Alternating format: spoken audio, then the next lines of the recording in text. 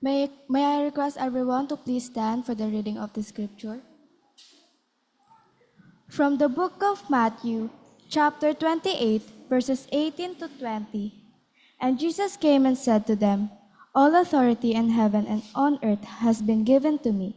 Go therefore and make disciples of all nations, baptizing them in the name of the Father, and of the Son, and of the Holy Spirit, teaching them to observe all that I have commanded you.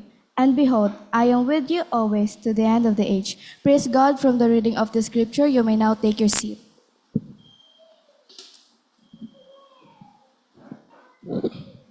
Let us pray.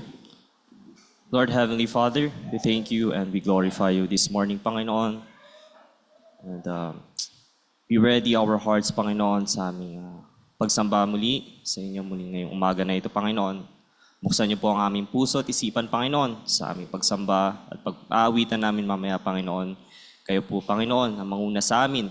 At naway gabayan kami ng banal na Espiritu, Panginoon, sa aming gawain, Panginoon. At naway, ang ngalan mo lang, Panginoon, ang mahiyag ngayong umagang ito, Panginoon.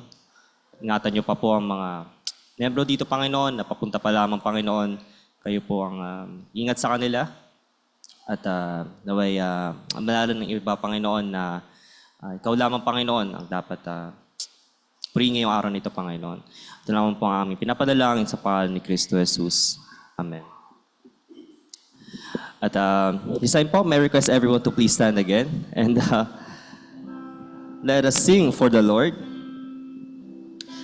Let us have the desire to be a channel for through which God's grace and blessings can be shared unto others. Let us sing, Make Me a Blessing.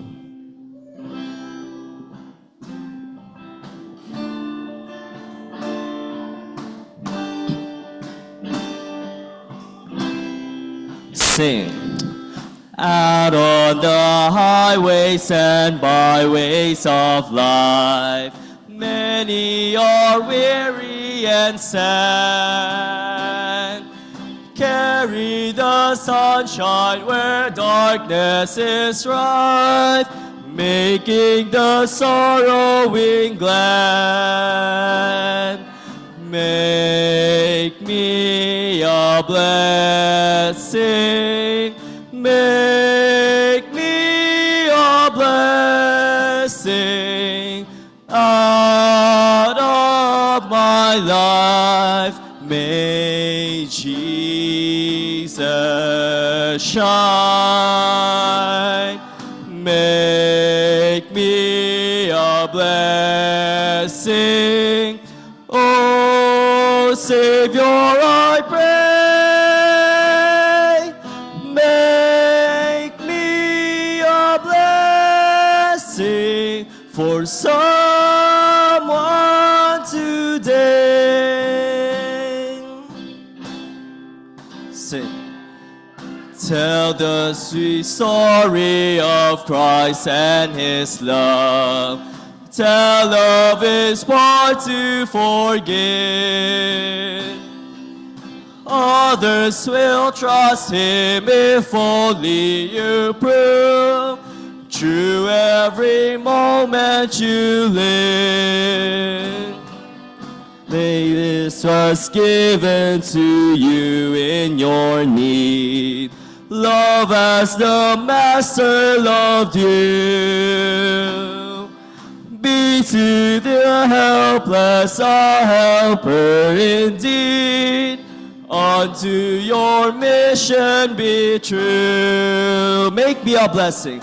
Make me a blessing.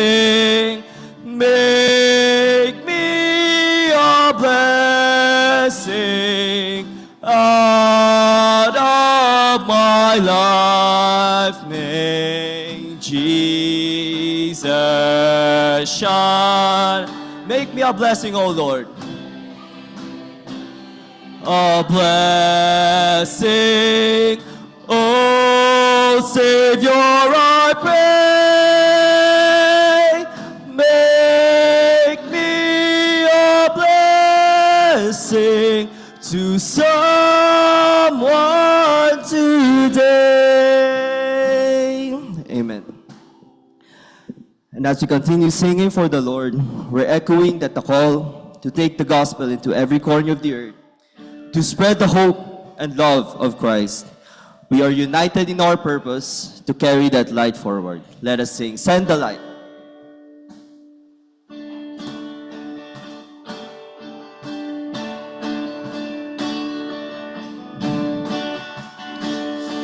Sing. As a call comes ringing o'er the restless wave, send the light, send the light. There are souls to rescue, there are souls to save. Send the light, send the light, send the light, send the light, the blessed gospel light. Let it shine from shore to shore. Send the light, the blessed gospel light. Let it shine forevermore. We have heard the Macedonian call today. Send the light, send the light. And a golden offering at the cross we lay. Send the light, send the light. Send the light, the blessed gospel light. Let it shine from shore to shore. Send the light, the blessed gospel light. Let it shine forevermore. Let us pray that grace may everywhere abound. Send the light, send the light, and a Christ-like spirit everywhere be found. Send the light, send the light, send the light, the blessed gospel light. Let it shine from shore to shore. Send the light, the blessed gospel light. Let it shine forevermore. Last stanza. Let us not grow weary in the work of love. Send the light, send the light. Let us gather jewels for the crown above. Send the light, send the light. Oh, send the light, send the light. The blessed gospel light. Let it shine from shore to shore. Send the light, the blessed gospel light. Let it shine forevermore. Let us sing one more time, send the light.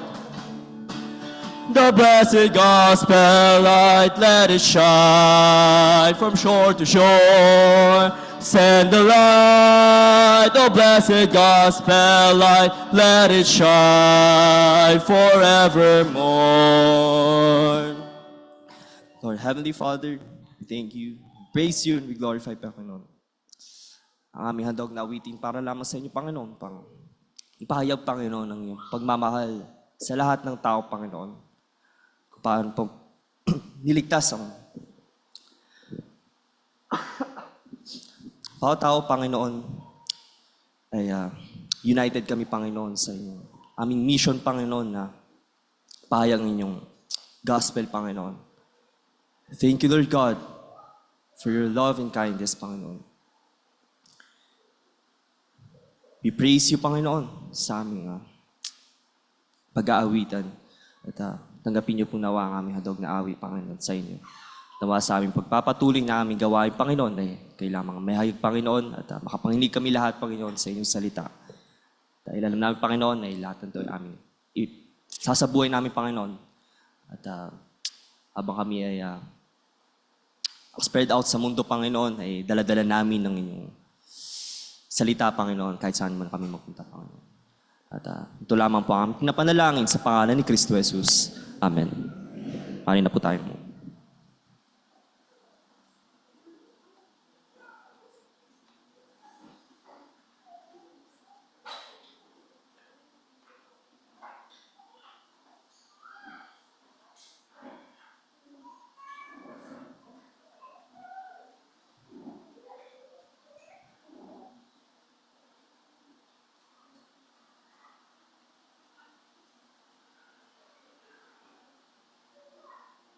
So, good morning ho sa bawat isa.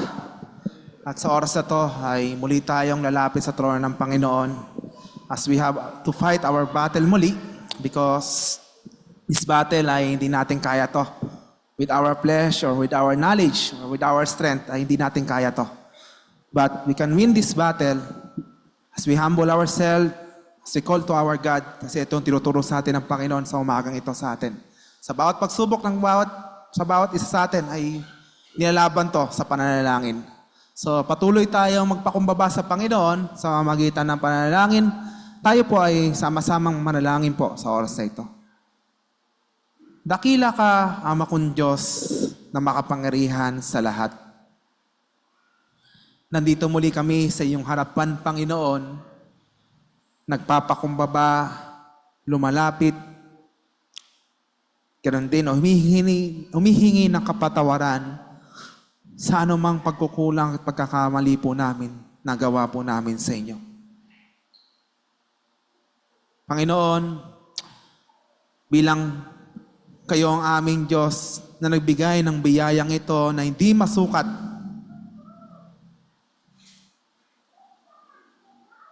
at hindi namin makukumpara sa mga bagay sa mundong to, nasa gitna ng aming kalagayan, sa gitna ng aming karumian, sa gitna na kami ay hindi, O Lord, hinahanap kayo at humihingi ng tawad sa aming mga kasalanan, ay kayo ang aming Diyos na nagpakita ng biyayang ito. Hinanap kami at inabot kami, Panginoon, ng iyong biyaya. Kaya salamat po sa regalong ito na nakamtan namin dahil sa inyong ginawa, Panginoon. Dahil sa iyong ginawa sa krus ng Kalbaryo, Panginoon, ay binigay ang iyong sarili sa kamatayan. Para lang, Lord, magkaroon kami ng kapatawaran, kabayaran, pagpapawalang sala sa aming mga kasalanan, Panginoon. Kayo ang umako ng kahihiyan ng kasalanan namin po, Panginoon. Kaya, Panginoon, salamat po, Panginoon. Na hanggat kayo ang nakaupo sa trono niyo, Panginoon, ay manatili kayo ang ulo ng aming simbahan. Sa iyong banal na Espiritu na patuloy na kumikilos po sa bawat isa, Panginoon, na alam namin, Panginoon, sa gitna ng mga pagkukulang, pagkakamali namin, Panginoon, nagawa, Panginoon, nagpapasalamat po kami na tinatama niyo po kami. Pinapakita niyo, Panginoon, na hindi pa kayo tapos sa aming simbahan. Patuloy ang pagbabago niyo, Lord, sa bawat isa sa amin, Panginoon. Kaya nagpapasalamat kami na tunay ang iyong salita na buhay at nangungusap sa bawat isa. Masakit ang iyong salita, Panginoon. Ito ang katotohanan ng iyong salita. Pati hindi ito para pabagsakin kami at sirain, Panginoon. But ang purpose ito, Panginoon, para baguhin ang puso namin, Panginoon. Baguhin ang aming pamumuhay sa iyong harapan. Kaya, Panginoon, patuloy niyo po, Lord, gabayan ang aming simbahan.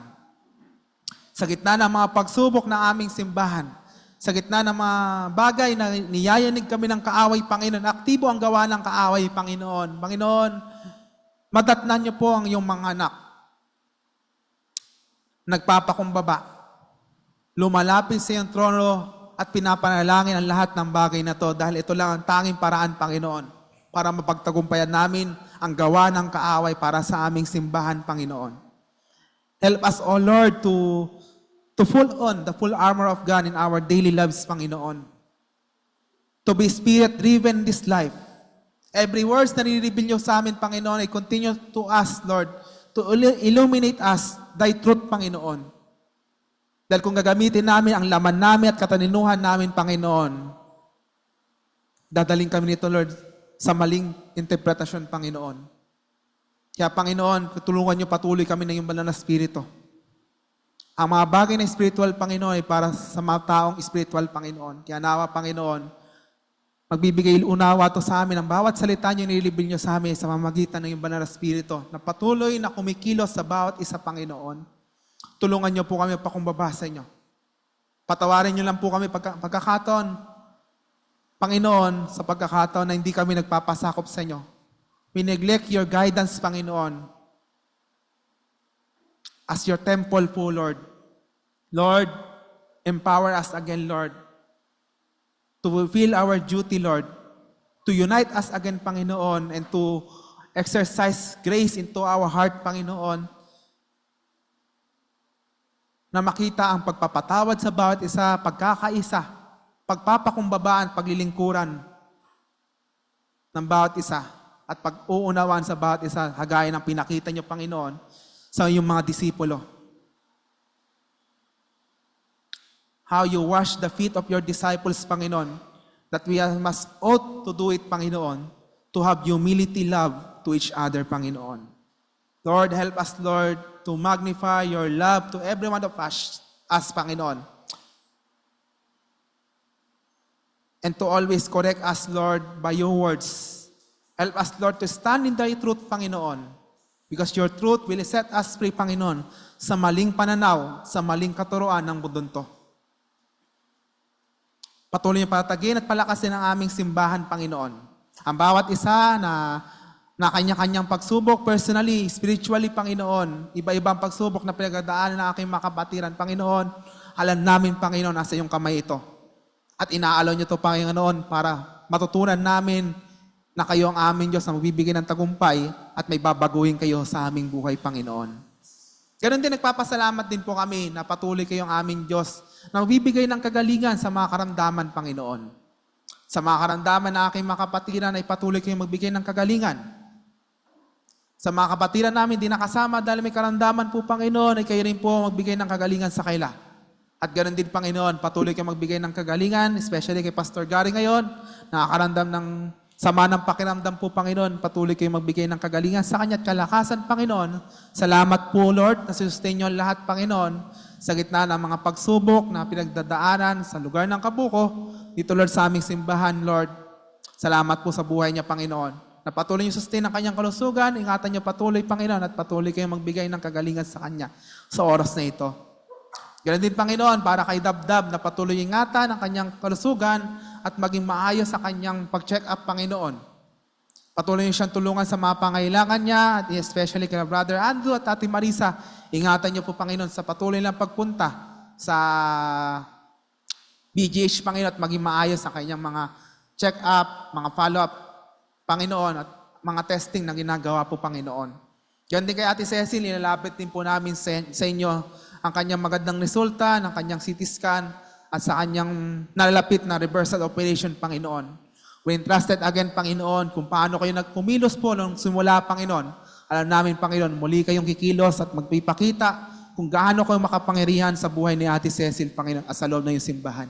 Na alam namin, Lord, ay magiging maayos lahat at magiging matagumpay ang kanyang operasyon.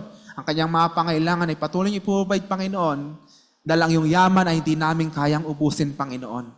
Kaya Lord, pinagkakatiwala natin din po sa iyo ang lahat ng mga pangailangan ng aming simbahan, Panginoon. Especially, Lord, matapos namin ang aming kisame, ang mga kailangan namin ngayon na bumbilya, Panginoon, ang aircon, Panginoon, especially din, Panginoon, ang problema namin sa bubong na may tulong ngayon. At ganoon din, Panginoon, sa mga ginagamit ng kaaway, Panginoon, para sa aming simbahan na mga bagay na tinatambak ang basura sa aming simbahan, Panginoon. Lord, we pray, Lord, sa mga bumababoy sa aming simbahan, Panginoon. We pray, Lord, we humble ourselves to you, Lord. Kayo na pong bahala sa kaila, Panginoon. Lord, help us, Lord, to love our church, Panginoon. Sa gitna ng pagsubok namin ngayon, na wala kayong magagawa, Panginoon. Lord, help our church, Lord, na muli kayo muli magpadala ng mga gawa sa iyong simbahan, Panginoon. And help us, every one of us, Lord. Hindi lang mahalin ang aming simbahan, but gampanan namin ang tungkulin namin, Lord. May kanya-kanya kaming parte sa aming simbahan, but help us, Lord, to do our part inside our church, Panginoon. Dahil ito lang pamamaraan, Panginoon, para lumago at muli may tama ang aming lakarin, Panginoon. Muli niyo itama ang puso ng bawat isa sa amin, Panginoon. Muli namin maibalik ang tamang pagmamahal sa inyo. Ibalik ang unang pagmamahal sa inyo. At muli ang mag-init ang pagmamahal at paglilingkod ng bawat isa. Patuloy ingatan ang praise and worship team, ang ladies, ang mga men's, ang young pro, ang youth, Panginoon. At ganoon din sa bawat panggagawang tinatayo, nilalagay niya sa bayong bahay-sambahan. Salamat sa buhay ni Brother Mark at ni Pastor Gary, Lord, na ginagamit niyo, Lord, sa aming simbahan, Lord. Na handang tumulong, handang gumabay sa aming bahay-sambahan, Panginoon. And we continue to entrusted din, Panginoon, si Brother Haitian, Panginoon, na ginagamit yun din po siya, Lord, sa aming simbahan para mag-atid ng iyong mensahe, Panginoon. Kaya nawa, Panginoon, we entrusted din, Panginoon, ang gawain sa Kabuko mamaya, sa pangunguna ng iyong manggagawang gagamitin niyo po, Lord, sa Kabuko, Panginoon, at ganoon din sa IBF, Panginoon, sa pangunguna ni Brother Dan, at ng iyong manggagawa rin po ginagamit niyo, Lord, sa Fairview, Panginoon. At patuloy niyo, Lord, na mag-ingat at maggabay sa aking mga kapatiran, Panginoon, especially sa mga bagay na ginugulo kami ng kaaway, Panginoon. At ganoon din, Panginoon, may entrusted din, Lord, ang aming bansang Pilipinas, Panginoon, sa mga bagay na korupsyon na lumalaganap, especially sa DPWH, Panginoon. Lord, you are the God. This is everything, Panginoon. At nawa ay maging maayos po ang lahat at makuha ang tamang hustisya na nagmumula sa inyo, Panginoon. At alam namin, Panginoon, ang tamang kaayusan ng mundo to, Panginoon, ay magmumula sa iyo sa inyong pagbabalik. Kaya, Lord, ang bawat Kristiyano, ang bawat isa, Panginoon, remind us again, Panginoon, that this world is pasama na, Panginoon. Di namin kailangan mabalisa sa mga nangyayaring ito. But ito'y naaayon, Panginoon, sa iyong kalooban, Panginoon. Palaganap ang kaguluhan, Panginoon. Sa iyong bansa, nagkakaroon ng gyera. Sa iyong bansa ay lumalala ang korupsyon, no? Lalo na sa aming bansa, Panginoon. But it is according to your will, Panginoon, na mangyari ito. But help us, everyone of Christian na nagkalat sa buong mundo to, to become vigilant, to become diligent, Lord, na makita niyong bawat isa nagtatapat, pinagtatanggol ang katotohanan, Panginoon. Even though, Lord, ang katotohanan kayon, Panginoon, ay maraming nagalit, maraming binagbabantaan ng buhay, maraming pinapatay dahil naninindigan sa katotohanan ng iyong salita. But help us, Lord, not to discourage in everything, Lord, but to have courage, Lord, to stand in truth because we are the light of this world na pinagkatiwala niyo po sa bawat isa sa amin. Continue to guide our leaders, Panginoon, especially Bongbong Marcos, Panginoon, sa kanyang pangunguna sa aming bansa. At patuloy kayong maggabay at mag-ingat sa aming bansa sa mga bagyong pumapasok po, Panginoon. Maraming salamat po at pinagkakatiwala ko po sa inyo ang mga panalangin na to sa iyong makapangyarihang kamay sa pangalan ni Jesus. Amen.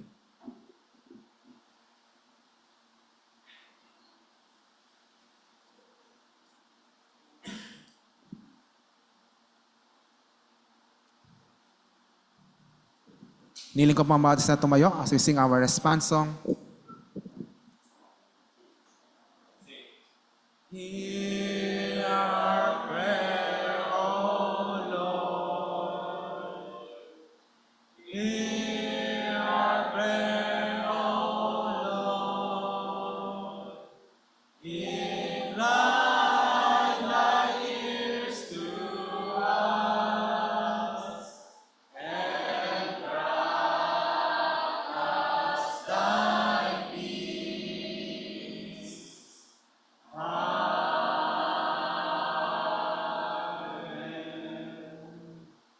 Mari po tayo maupo sa oras na ito.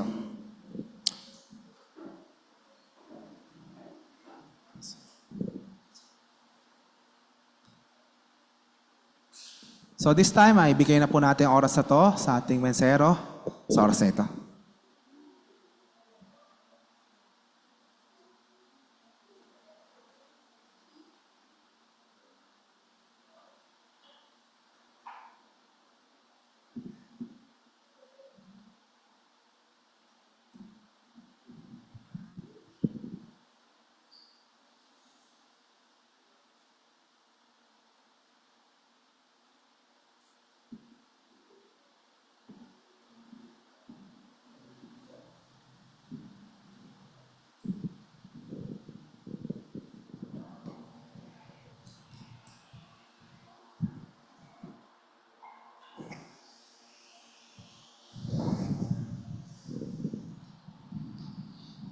Happy Lord's Day po sa ating lahat. At muli, narito po ako para maghatid sa inyo ng katotohanan po ng salita ng Panginoon. Manalangin po muna tayo bago po tayo magsimula. Aming Ama, maraming salamat sa araw na ito. Salamat na Kahit pagod ang aming mga katawang panlupa, ay binibigyan mo kami ng kalakasan. Salamat sa biyaya na makaparito sa bahay-sambahang ito. At muli, ikaw ay aming maawitan, makapanalangin, at also, ngayon ay makapakinig at makapag-aral ng iyong mga salita. Tulungan mo kami na maintindihan ng mga salitang ito. Hindi lamang ito iyong mga salita, kundi Panginoon, ito rin ay mga bagay na dapat isinasapamuhay namin. Tulungan mo kami. As a church, at also as a Christian, ay ma-apply namin ito sa aming pang-araw-araw na pamumuhay. Maraming salamat po, and tulungan niyo kami, Panginoon, habang kami nakikinig, nawa ang banal na Espiritu ang magturo sa amin ng mga dapat namin gawin sa patungkol po sa inyong mga salita. Maraming salamat. In Jesus' name we pray. Amen. Mga kapatid, hindi ko alam kung kilala niyo yung taong babanggitin ko, pero ito po ay isang tao na kilala sa Amerika, si Brother Charlie Kirk. Si Brother Charlie Kirk ay halos kaparehas ko po ng ideology. Part kami ng conservative Christianity. So pag sinabing conservative Christianity, yan yung medyo hardline ng Christianity. At alam niyo po, itong Christian na ito, na si Carlo Kirk ay pinatay. He was shot at the neck ng isang tao na hanggang ngayon ay biniimbestigahan pa. Pero one thing na makikita natin kay Charlie Kirk is yung kanyang tapang at lakas ng loob na magsalita patungkol sa katotohanan. And as Christians, yun po dapat ang ating focus. At alam natin na katulad nitong si Charlie Kirk, natapos na ang kanyang takbuhin sa buhay na ito, ay dapat katulad niya ay maging maayos din po natin, maging maayos din po yung ating takbuhin. Mga kapatid, we have a race set before us. At isa po si Charlie Kirk sa mga kapatid natin na kung saan ay nakatapos na. He stand tall despite na naging kabayaran ng kanyang pagmamahal sa Panginoong Jesucristo ay ang kanyang buhay. At alam natin sa buhay na ito, marami pa tayong pagdadaanan. Pero ang tanong, matatapos ba natin ito? Are we faithfully running the race that we need to finish? Mga kapatid, sa preaching po natin today, ang ating pong pag-uusapan is all about perseverance. Perseverance in finishing the race set before us. Ang dami nating pagdadaanan sa buhay na ito. Madami tayong mga problema na kakaharapin, struggles in life. Pero the question is, do we persevere? Do we get up every day and go and finish up to the finish line ng ating pong buhay? Ang preaching po na ito ay napakasimple. It carries the idea na tayo pong mga Kristiyano ay dapat nagpapatuloy. We are persevering in finishing the race set before us. Sa paanong paraan? Unang-una, by laying aside every weight and sin na kung saan pumipigil sa atin para tayo yung makatakbo ng maayos sa buhay na ito.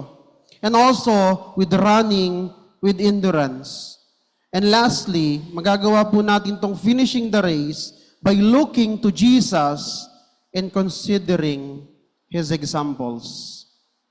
Pero mga kapatid, still the question pa rin sa preaching na ito is, paano? Paano tayo magkakaroon ng perseverance?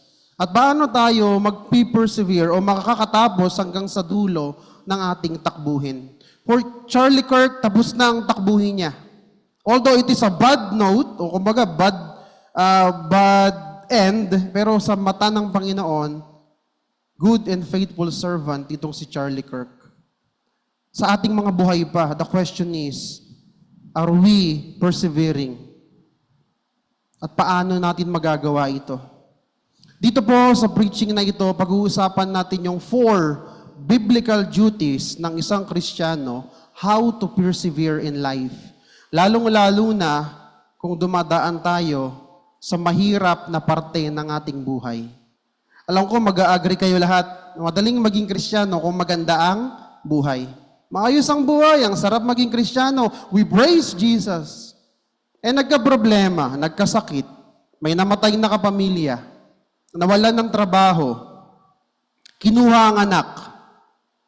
Ang hirap ng maging Kristiyano kapag ganoon. Pero this time, let's see, ano ba yung mga biblical duties natin? Na even though niyayanig ng mundo o niyayanig ng kalaban yung ating buhay, nagpapatuloy pa rin tayo sa ating takbuhin bilang mga Kristiyano. Let's open our Bibles on Hebrews chapter 12. Sa Hebrews chapter 12, verses 1 to 3 lamang po yung ating pag-aaralan. And let me read to you Hebrews 12, verses 1 to 3. This is the holy word of God. Therefore, since we are surrounded by so great a cloud of witnesses, let us also lay aside every weight and sin which clings so closely, and let us run with endurance the race that is set before us, looking to Jesus, the founder and perfecter of our faith, who for the joy that was set before him endured the cross, despising the shame, and seated at the right hand of the throne of God. Mga kapatid, mahirap mag-persevere. So let's listen to the Word of God kung ano ba yung mga dapat nating gawin. In verse 1, makikita natin yung, therefore, since we are surrounded by so great a cloud of witnesses. Ito pong mga taong sinasabing witnesses dito is ito po yung mga faithful finishers of the race na mine-mention po sa verse 1. Ibig sabihin, natapos na nila yung takbuhin ng buhay na ito. And in chapter 11, kung babalikan po natin itong ating pinag-aaralan, pupunta lang tayo sa chapter 11 bago po mag-chapter 12, the writer of Hebrews listed what we call the heroes of faith. At yung mga heroes of faith na yan ay mga patay ng tao. Tapos na yung takbuhin nila in this Christian life. So yung tinutukoy po dyan na mga tao sa Hebrews 11 and all those persons who faithfully died for their faith, yan po yung mga tinatawag nating great a cloud of witnesses. Ito po mga witnesses na ito ay hindi po, kumbaga, tao na kung saan ay walang nangyari sa buhay nila in their Christian life. Meron po silang mga amazing deeds na ginawa. And they are believers or Old Testament believers who were able to achieve something for the Lord. Siyempre, kasama na po dyan yung hardships na pinagdaanan nitong mga heroes of faith na ito. Itong mga great a cloud of witnesses. At mga kapatid, yung salita po diyang therefore, it is a crucial transition na kung saan yung chapter 11 and chapter 12 ay pinagkokonekta. Na mula po dito sa mga heroes of faith na ito, sila po ay nakatingin sa atin. Sila pong mga taong ito is not just comprised of spectators, but rather yung mga taong tapos na yung buhay nila at nakikita natin na yung pananampalataya nila ay nai-encourage tayo.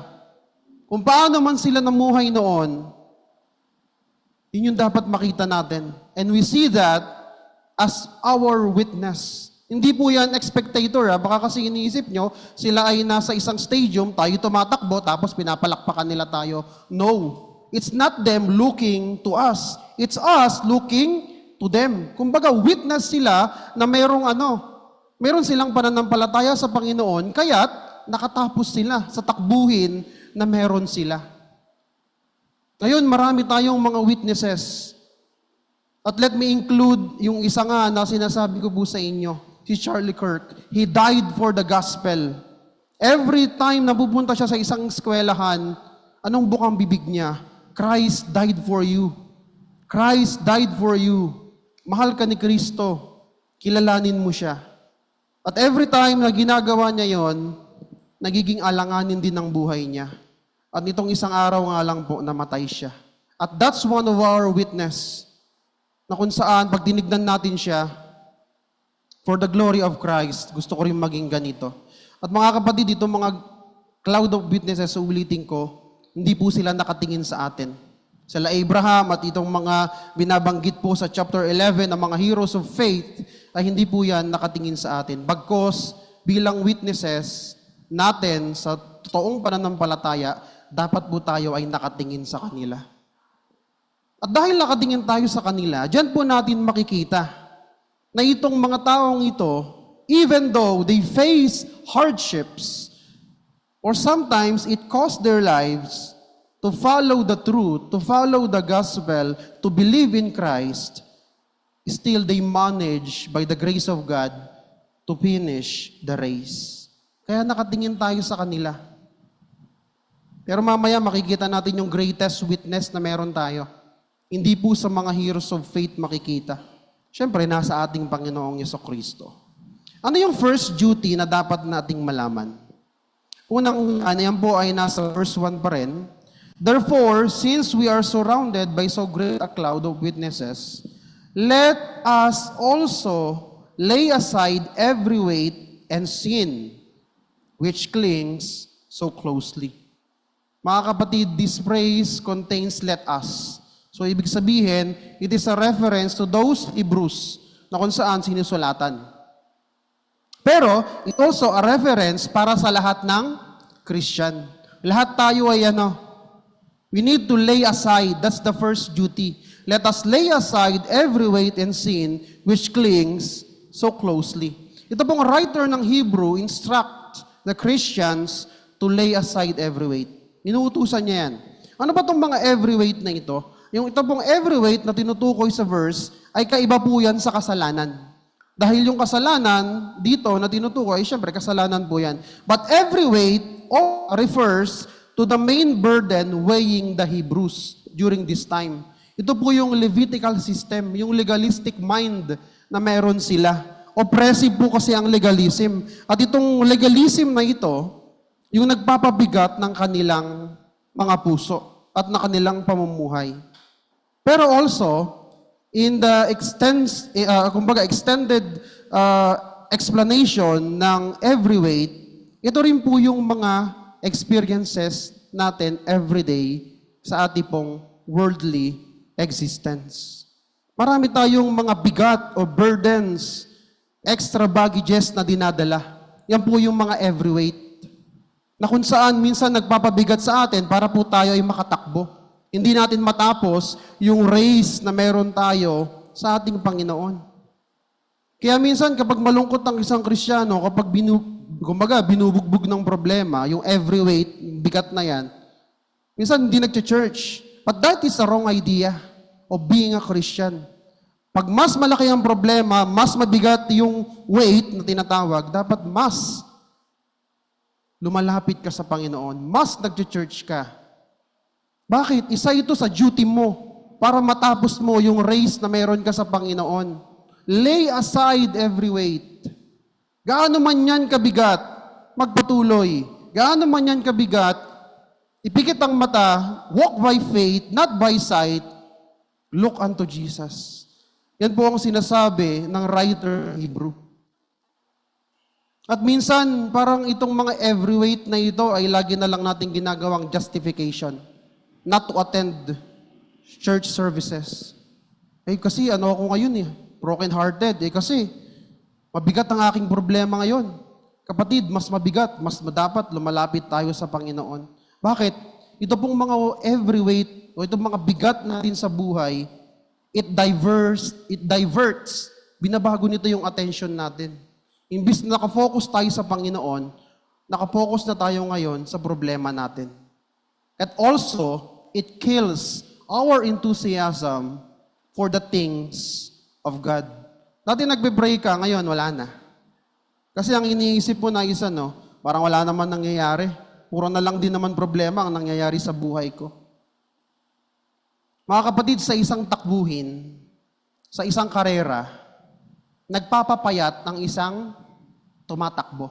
Actually, sabi sa science, dapat 3 to 5% lang yung body fat percentage ng isang tumatakbo o isang runner or athlete. At mga kapatid, ganun din po ang Kristiyano. Hindi ko sinasabing magpapayat kayo kasi hindi ko kakayang gawin. Ang ibig sabihin ko lamang is, dapat ready tayo kapag tatakbo tayo. Yung mga excess na bigat ay iwan, tabasin, tanggalin. So yung mga dati pa, past life, past heartaches, iwanan. Kasi bakit? Hindi po tayo makakatakbo ng maayos. Yan ang magpapabigat sa atin. Ang daming mga Kristiyano na historical. Ang tagal-tagal nang nangyari, pero kapag naalala, ay, sinaktan ako. Hindi dapat, hindi. So minsan, yan na nangyayari. Hindi na nakakabalik ng church dahil doon sa kinikimkim na bigat. At yung bigat na yan, unti-unti, ahatakin ka niyan palayo sa Panginoon. Mga kapatid, although parang seemingly minsan yung bigat na nararamdaman natin ay nakakapagpabuti sa ating Christian life, part kasi yan ng Kristiyanong pamumuhay. Meron talagang bigat ng Kristiyanong pamumuhay. Pero sana hindi niyan tayo hatakin palayo sa Panginoon.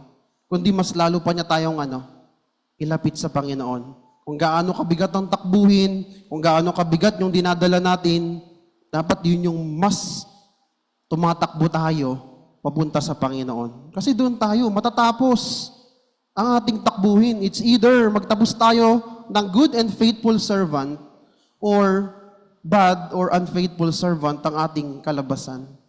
Hindi lang po bigat ng buhay ang dapat nating nilelay aside. Ano pa? Kasalanan. Sabi po dyan, let us also lay aside every weight and sin, which clings so closely. Dito po, specific sin ang tinutukoy ni Apostle Paul. Yung sin of unbelief or doubting. Kasi bakit? Maraming Kristiyano ganun. May konting nangyari sa buhay, hindi naiintindihan ang nangyayari. Kasi hindi naman natin arok ang isip ng Diyos. Hindi, yung mind of God ay hindi natin pag-iisip. Kaya minsan nagkakaroon tayo ng doubt. Na kung saan, yan po yung magbibigkis sa ating mga paa para makatakbo tayo. At kapag hindi na tayo makakatakbo, tuwang-tuwa si Satanas. Mga kapatid, when we allow sin in our lives, especially itong unbelief, it is easy to keep us from running. Tapos ang takbuhin. At yun ang gusto ni Satanas. Na ang isang Kristiyano sumuko na lang. Matapos na lang yung kanyang pananampalataya by surrendering yung kanyang sarili. Walang struggle na nangyayari. Hindi siya lumalaban. Mga kapatid, mabigat yung kasalanan. At I am giving you a warning. Mas lalo niyang pabibigatin yung takbuhin niyo sa buhay kung nag-e-enjoy kayo sa kasalanan. Dapat, unti-unti, by the grace of God, we mortify, we kill sin in our lives. Yan po ay magpapabigat sa atin. Yung unang duty natin bilang Kristiyano is i-lay aside yung mga bigat na ating ipinagdadaanan at hindi lang yung bigat na meron tayo sa buhay kundi yung mga kasalanan na nagpapabigat din sa atin.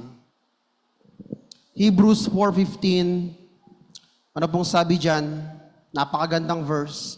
For we do not have a high priest who is unable to sympathize with our weaknesses. Kasi yung bigat ng buhay sa kayang kasalanan, kahinaan natin yan mga kapatid. Pero nung sabi ng Hebrews 4:15, meron tayong high priest na naiintindihan tayo. Alam niya at pinagdaanan niya yung bigat ng buhay. At sino yon? Ang ating Panginoong Jesucristo. Anong sabi diyan? But one who in every respect has been tempted as we are, yet without sin. Yung word mo na sympathize diyan ay Greek word ng sympathize, which is translated into sympathize in English. Jesus can feel for us in our weaknesses. Alam niyang matempt. Alam din niyang maghirap, masaktan, lumuha. Actually, umiyak siya eh. Because of the burdens and yung bigat ng ministry niya na meron dito sa mundong ito. At syempre mga kapatid, He is the one who will understand us. Gaano man kabigat yung ating pinagdaraanan, sa Kanya tayo lalapit. And the verse reminds us that Christ can sympathize with our every weight and sin as we run the race of faith. Kaya nga sabi ko kanina, all we need is Christ. Tigilan na natin yung pagtingin sa ating mga sarili. Hindi po yan makakatulong sa takbuhin natin. Pag tinitignan natin lagi ang ating sarili, dyan na madadivert yung ating focus sa Panginoon. Pero tignan natin siya. He is a high priest, who is able to sympathize with our weaknesses.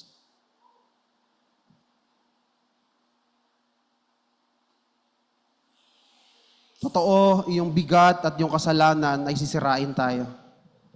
At FBCF, isa lang ang masasabi ko, at sabi din ng salita ng Panginoon, we have a high priest who can help us in our weaknesses.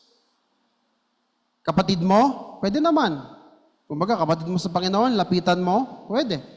Pero mga kapatid, it's only the name of God at itong ating Panginoong Hesukristo ang makakatulong sa ating kahinaan. Wala nang iba. What is my encouragement?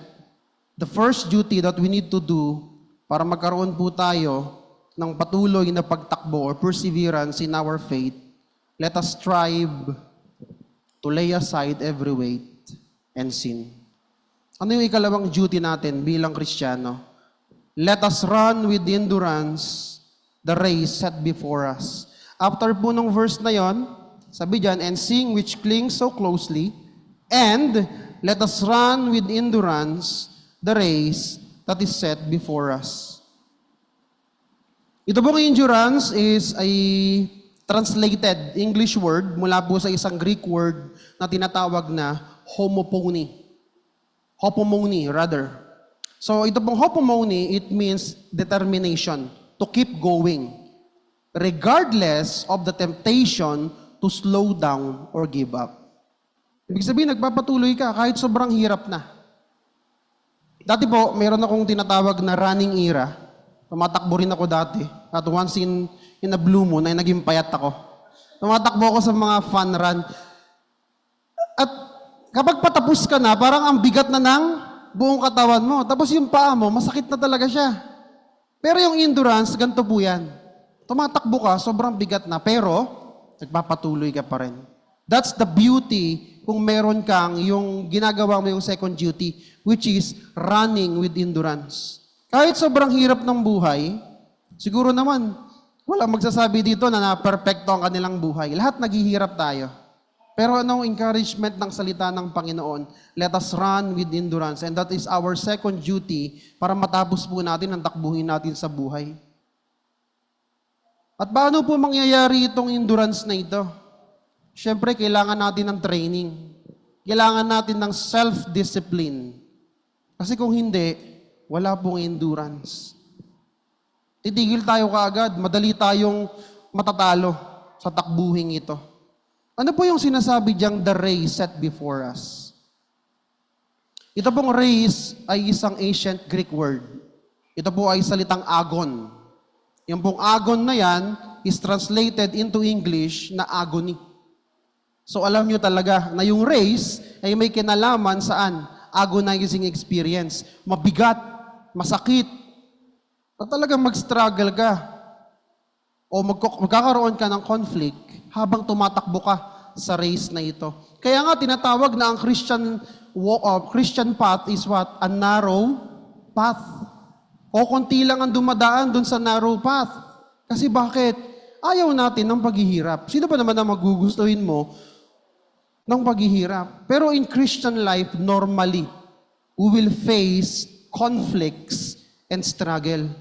At yan po yung sinasabi ng race that is set before us. Mahirap yung takbuhin na meron tayo. Mahirap tumaliwas sa kaisipan ng mundo. Mahirap tumaliwas sa kung anong ideals o idealism meron ang mga tao. Ngayon lang, mag-stand ka against LGBTQ. Lagot ka. Mag-stand ka against abortion, lagot ka. At yun nga, si Charlie Kirk, pinatay.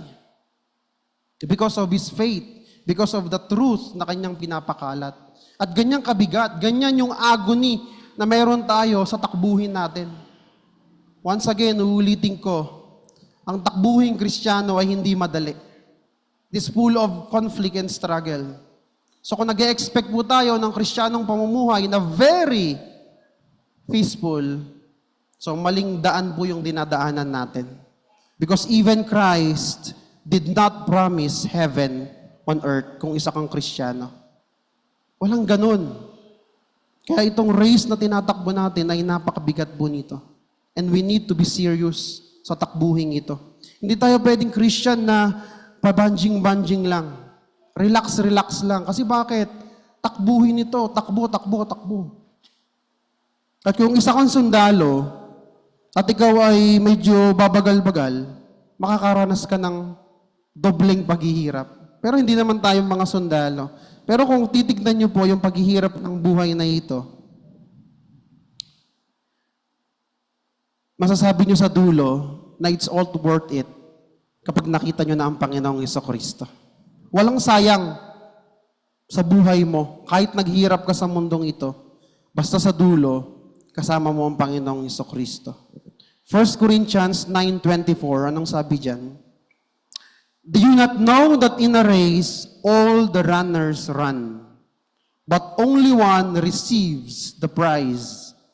So run that you may obtain it. Once again, it is another metaphor, athletic metaphor, na mayroong competition. Kumbaga yung service natin sa Christ, kay Christ, ay kailangan tumatakbo tayong lahat. Paul uses this illustration to explain that the Christian life takes hard work, self-denial, and grueling preparation. Kaya nga ulitin ko po, hindi pwedeng pabanjing-banjing.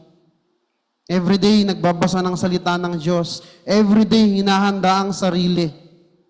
In prayer and in the study of the Word of God. Kung tayo po ay nakaupo lamang sa gilid ng arena, at nanonood sa mga ibang Kristiyano na tumatakbo, mga kapatid, tayo, takbo para sa inyo pong pananampalataya.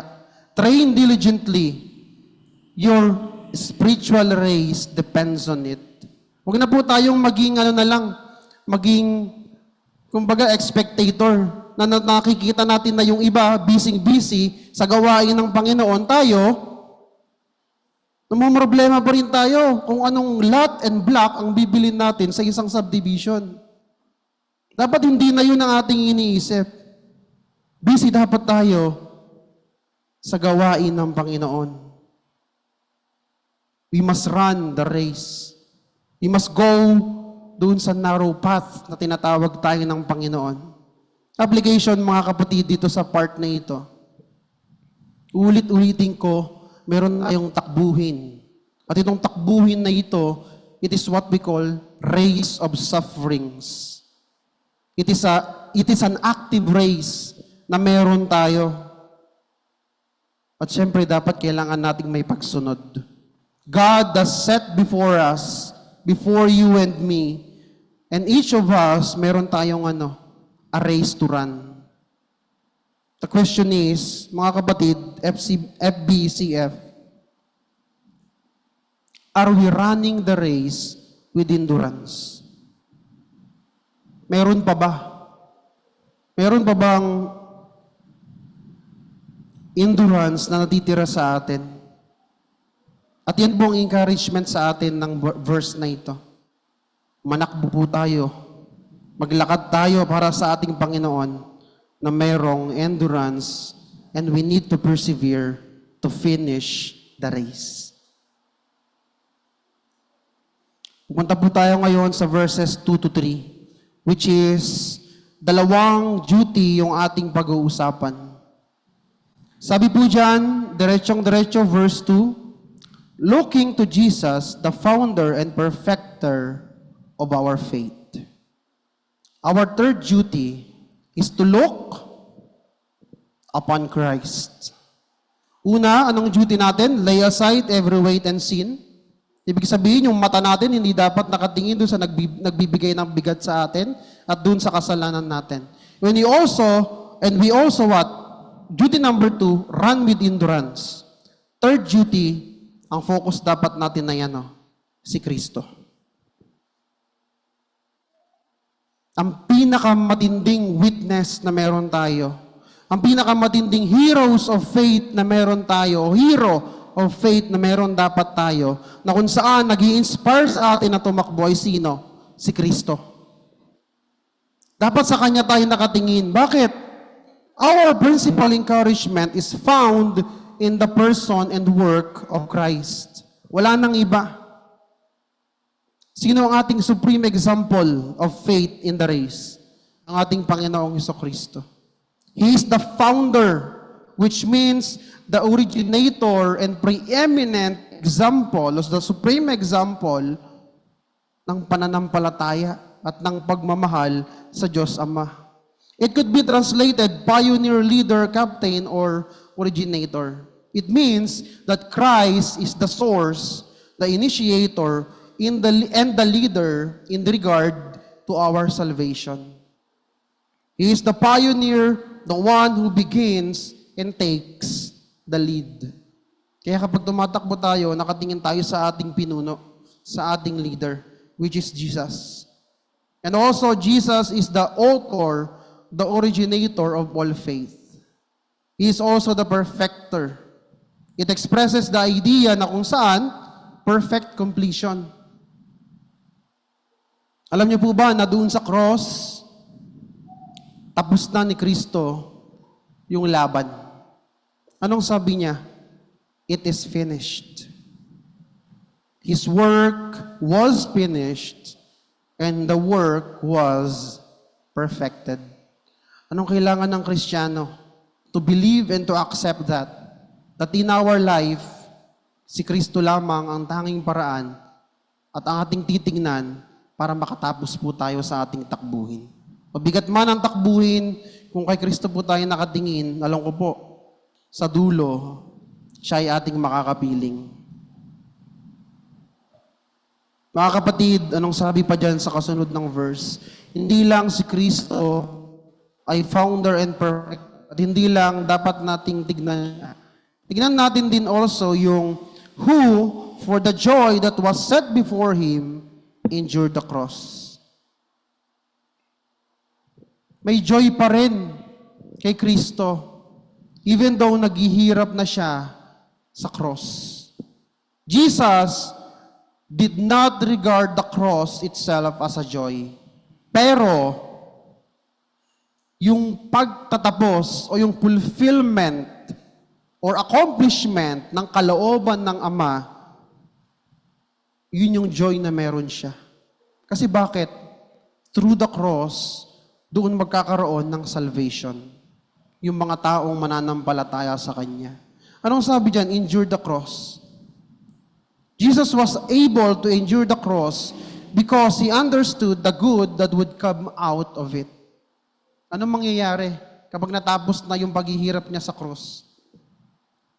Yung mga taong redeemed, chosen, elected by God,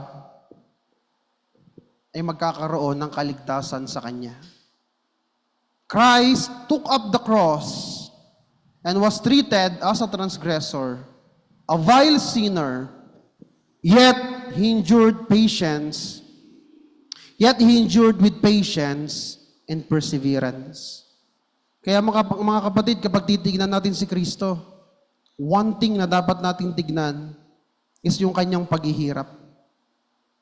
Hindi maipapantay yung paghihirap na nangyari sa ating Panginoong Jesucristo sa paghihirap na ating dinadanas. Kaya kung nakatingin tayo sa Kanya, imposible na ang isang Kristiyano ay tumigil sa pagtakbo para sa Panginoon. At eventually, matatapos niya yung takbuhin na meron siya.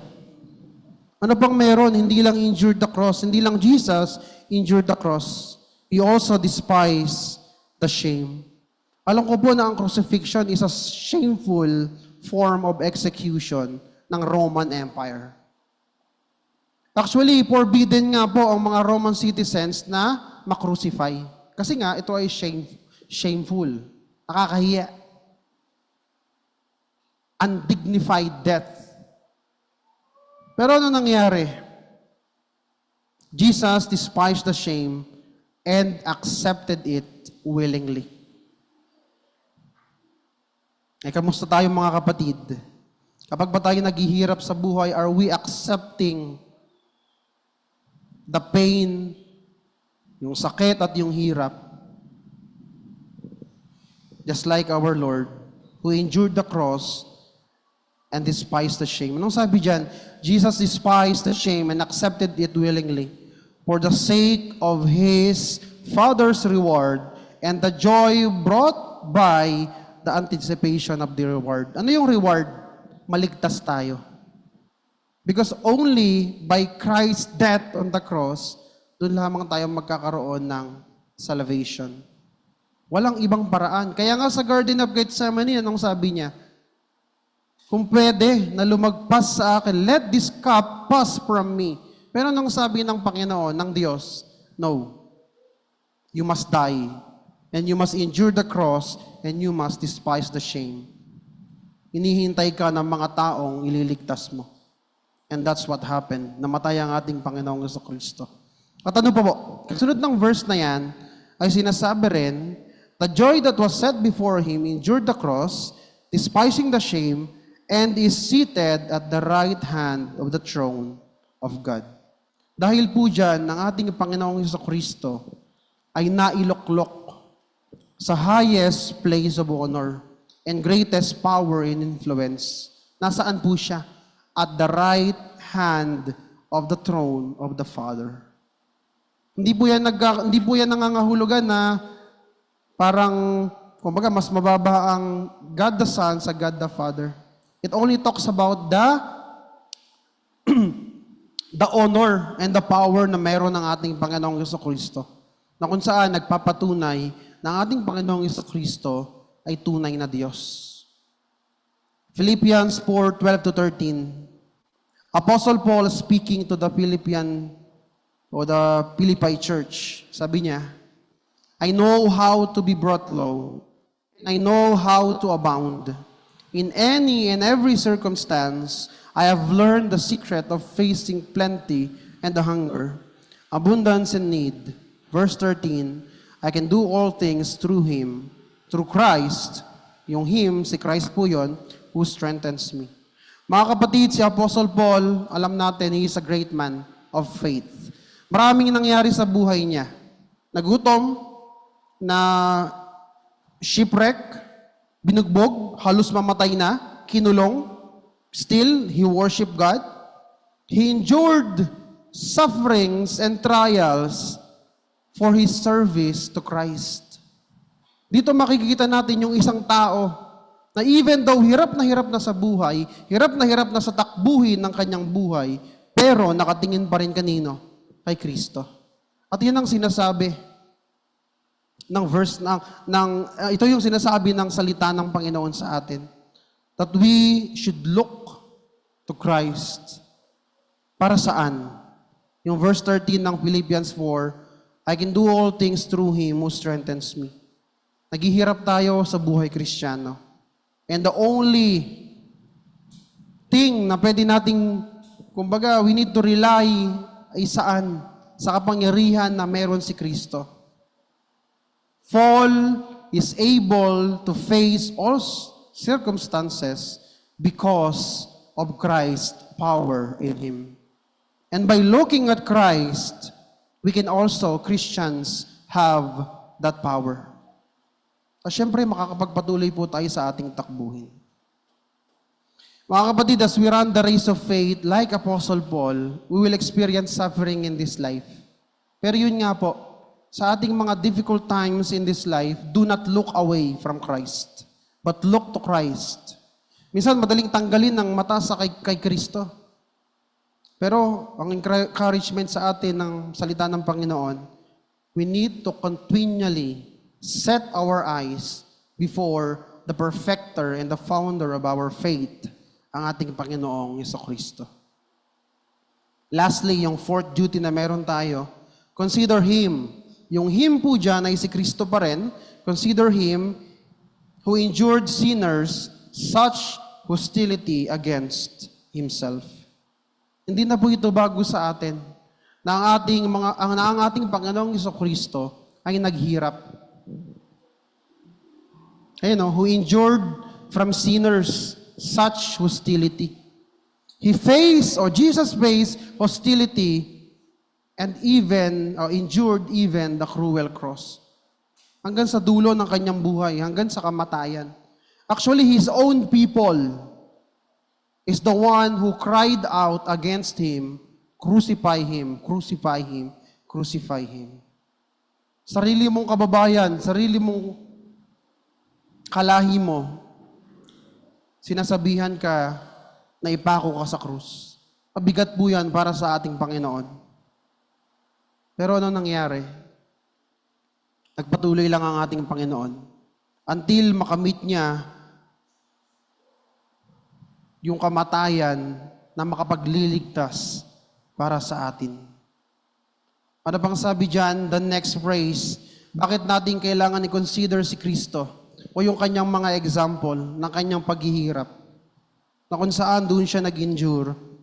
Anong sabi po dyan sa verse 3? Consider Him who endured from sinners such hostility against Himself, so that you may not grow weary or faint-hearted. Bakit natin i-consider si Christ? Para hindi po tayo panghinaan ng loob. Uulitin ko, mahirap ang buhay Kristiyano, maraming pressure, marami tayong pagdaraanan na hindi natin maiintindihan. Pero if we consider the example of Christ and examine the life of Christ, hindi po tayo magiging weary or faint-hearted. Through afflictions, through trials, magkakaroon tayo ng perseverance as we look sa ating Panginoong Jesucristo. Romans 8:17, anong sabi dyan? And if children, then heirs of God, and fellow heirs with Christ, provided we suffer with Him, in order that we may also be glorified with Him. Mga kapatid, part ng ating buhay Kristiyano, yung mag-suffer with Christ. At wag po kayong magtanong kung bakit minsan parang ikaw na lamang ang laging may problema. Part po yan ng Christian walk. At anong sabi ng salita ng Diyos? Consider Christ, who endure hostility from sinners. Kahit hindi po niya deserve mapako sa cross, napako po siya sa cross. Minsan, ulitin ko, hindi palaging minsan, palagi, we need Christ sa ating buhay. Maraming magiging galit sa atin if we know the truth and if we are proclaiming the truth. The world will hate us and be hostile against us. Pero nung sabi ng salita ng Diyos, once again, consider Christ and His examples. Yung kanyang mga example ang magbibigay sa atin ng linaw at liwanag at ng inspiration para patuloy na magpagal sa pagtakbo sa ating pong pananampalataya. Christians, mga kapatid ko dito sa FBCF, we must persevere in finishing the race set before us, no matter how hard the race is. We must lay aside every weight and sin. We must run with endurance. We must look to Jesus, and we must consider His example. Yan po yung apat na duty na meron tayo. And FBCF family, may we find ourselves at the finish line of this faith race, shouting with joy, I have fought the good fight. I have finished the race. and I have kept the faith. Mga kapatid, sa dulo ng ating pagpapagal, ng ating pagtakbo, nandoon ang ating Panginoong Jesucristo.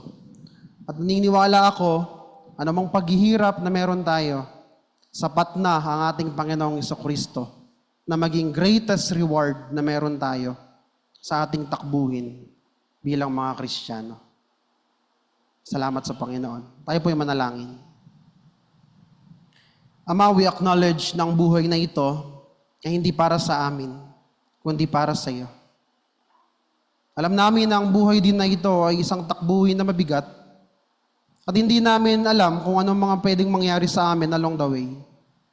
Pero turuan mo kami, Panginoon, to lay aside every weight and sin, to run with endurance, to look upon the perfecter and the founder of our faith, Jesus Christ, and also to consider His examples. Sa mga biblical duties na ito, sa aming Christian duty na ito, dito namin mararanasan yung pagtakbo na kung saan ay makakatapos kami sa takbuhing ito. And also, tulungan mo rin kami, Panginoon, by the grace and by your mercy, to endure and to persevere in this faith race. Hindi namin kaya kung kami lamang. That's why we are humbly asking for your guidance, for your strength, every day of our lives. Lahat ng ito, Panginoon, ay para sa iyong kapurihan. Glorify yourself, Panginoon. At gamitin mo ang aming mga buhay para patuloy na mabigyan ka ng kapurihan. Maraming salamat po. Ito po ang aming samot dalangin sa tanging pangalan ng aming Panginoong Yesus. Amen.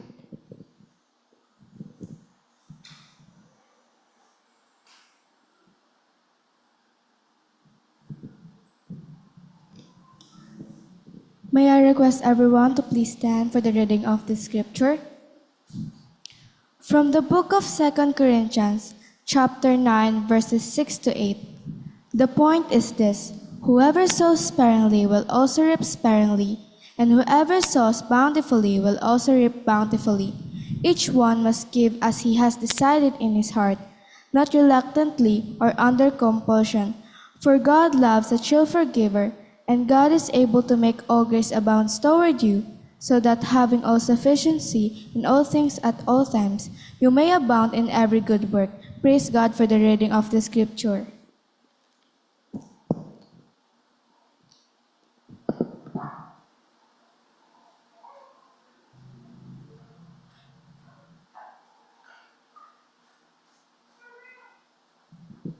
Let's pray. Father God, nagpapasalamat kami na ang iyong biyaya ay palaging supisyente, Lord, sa lahat ng aming mga pangailangan.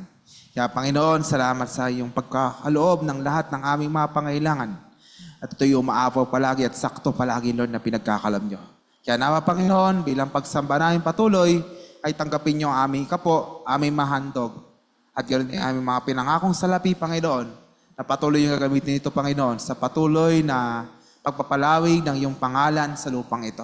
Maraming salamat po at purihin ka sa kabutihan at matatnan niyong bawat isa nagagalak na sumasamba sa oras na ito. Ito lang aming samot dalangin sa pangalan ni Jesus. Amen. Mali po tayo mga po.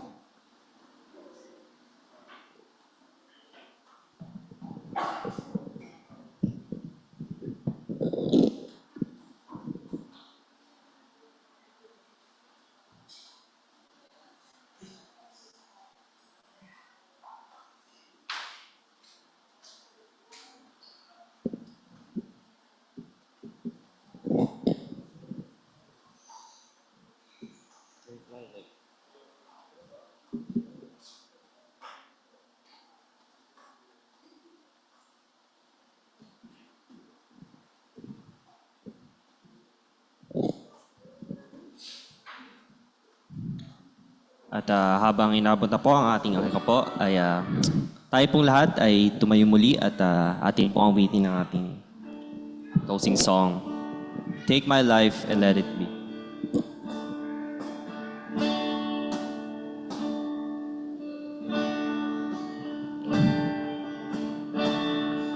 Sing. Take my life and let it be consecrated, Lord, to Thee. Take my moments and my days, let them flow in ceaseless praise. Let them flow in ceaseless praise. Take my hands and let them move at the impulse of Thy love. Take my feet and let them be swift and beautiful for Thee. Swift and beautiful for Thee. Take my voice and let me sing, always only for my King. Take my lips and let them be filled with messages from Thee. Filled with messages from Thee. Take my silver and my gold, not of my will I withhold. Take my intellect and use every power as Thou choose. Every power as Thou choose. Take my will and make it Thine. It shall be no longer mine. Take my heart, it is Thine own. It shall be Thy royal throne. It shall be Thy royal throne. Take my love, my God, I pour at Thy feet, its treasure store.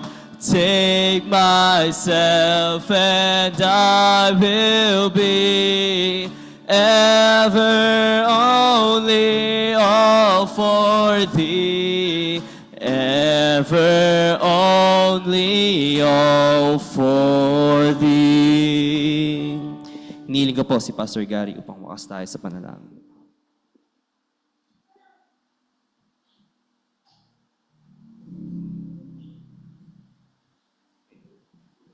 Before we close in prayer, some response doon sa message nating narinig po, kasi minsan tinitingnan lang natin yung mga realities nga ng buhay Kristiyano na tayo po ay makakaranas ng mga pagsubok dito.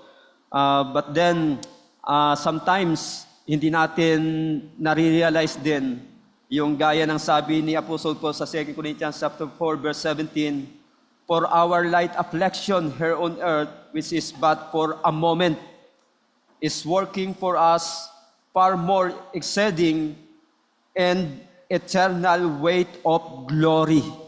Yung glory na naghihintay po sa atin, yun po yung nagpapasarap sa pakiramdam ng mga early Christians, kagaya ni Apostle Paul, nagbibigay sa kanila ng excitement. Kaya si Apostle Paul, instead of fearing the death, excited po siya sa kamatayan. Na sabi niya, may naghihintay na sa akin na reward. Kaya excited siya sa kamatayan. So yan po kasi ang problema sa atin minsan. Takot na takot tayo, mahirapan sa buhay dahil ang end nun ay yung kamatayan. So takot tayo sa kamatayan instead na ma-excite po tayo. So kaya dapat mabalik po ang ating paningin sa paningin ng mga apostles na ito, ng mga early believers na ito, upang tayo man maging excited sa kamatayan instead na matakot po tayo na pagdating po sa ministry ng Panginoon, hindi na po tayo habang buhay na takot na magutom, takot na mapagod, takot na mahirapan. Kundi tayo po ay magkakaroon ng katuwaan dahil ang lahat ng kahirapan natin sa paglilingkod sa Panginoon ay i-compensate ng Panginoon ng glory, ng rewards. Pag tayo po ay umuwi na sa kanyang tahanan. Tayo po ay magwakas sa panalangin. Panginoon naming Diyos, banal na makapangyarihan sa lahat, kami po ay nagpapasalamat, Panginoon, sa iyo pong dakilang katapatan at sa iyo pong kabutihan sa iglesyang ito, Panginoon, na bagamat nakakaranas po ng mga pagsubok, Panginoon, subalit gaya po ng mga paalala sa amin mula sa mensahe ng iyong mga salita na amin pong narinig mula sa iyong lingkod, Panginoon, sa nagdala ng mensahe, Panginoon. Ang lahat ng ito ay iyo pong pinapahintulutan, Panginoon, para na rin po sa kabutihan ng iyong mga anak, Panginoon. We believe, O Lord, that after this trial that this church is going through, Panginoon, ay meron ka pong napakagandang layunin, napakagandang plano, Panginoon. At isa na po doon, O Diyos, upang gaya ng mga atleta, Panginoon, gawin pong mga magagaling at mga magiging champion, Panginoon, ang mga mananampalataya at miyembro sa iglesyang ito, Panginoon. Sometimes we are tend to be fan of champions, Panginoon, but samantalang maari po ang bawat isa sa amin ay maging mga champion, Panginoon. Yun nga lang, Panginoon, gaya po ng reminder sa amin ng message ngayong umaga, Panginoon, ay nakahanda po dapat kaming disiplinahin ang aming mga sarili, Panginoon, na kami po ay magkaroon ng pagpapasakop sa pagsasanay sa amin ng Panginoon upang kami po ay maging magaling na mga mananampalataya at mga anak ng Diyos. Dalangin po namin, O Diyos, na gaya po ng layunin ng mga mensahe ng mga salita, gaya po ng aming narinig sa umagang ito, Panginoon, tunay nawa na kami po ay magkaroon simula ngayon ng excitement, Panginoon, sa mga kahirapan na aming naranasan, sapagkat pagkatapos po nito, Panginoon, ay walang hanggang kaluwalhatian sa tahanan ng aming Panginoon. Salamat po, Diyos, at sa aming pong pansamantalang pag-iwalay, Panginoon, pagtatapos at pag-uwi namin sa kanya-kanya tahanan, inihiling po namin ang iyong patnubay at pag-iingat at paggabay, O Diyos. Dalangin po namin, Panginoon, ay patuloy mo pong pagpalain ang mga natitira pang mga gawain namin sa buong maghapon na ito, na nawa patuloy po kaming pangunahan at gabayan, Panginoon, para po sa iyong kaluwalhatian. Ito pong lahat ang aming samok at panalangin sa tanging makapangyarihan na pangalan ng aming Panginoon Kristo. Amen. Now to Him who is able to keep you from stumbling and to present you blameless before the presence of His glory with great joy, to the only God, our Savior, through Jesus Christ our Lord, be glory, majesty, dominion, and authority before all time and now and forever. Amen. Okay. God has not given us a spirit of fear, but has given us the strength to obey.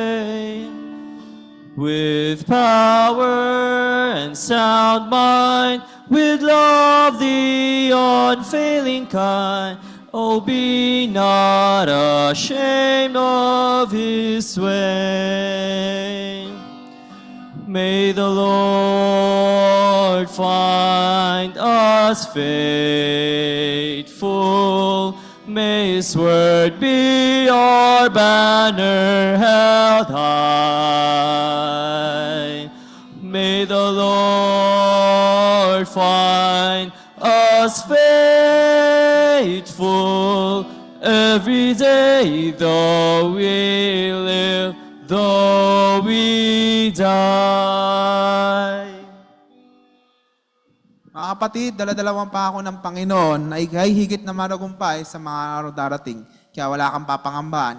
Dahil huwag mong kakalimutan, palagi mong daan, mahal tayo ng Diyos. At maaari po tayo mo po para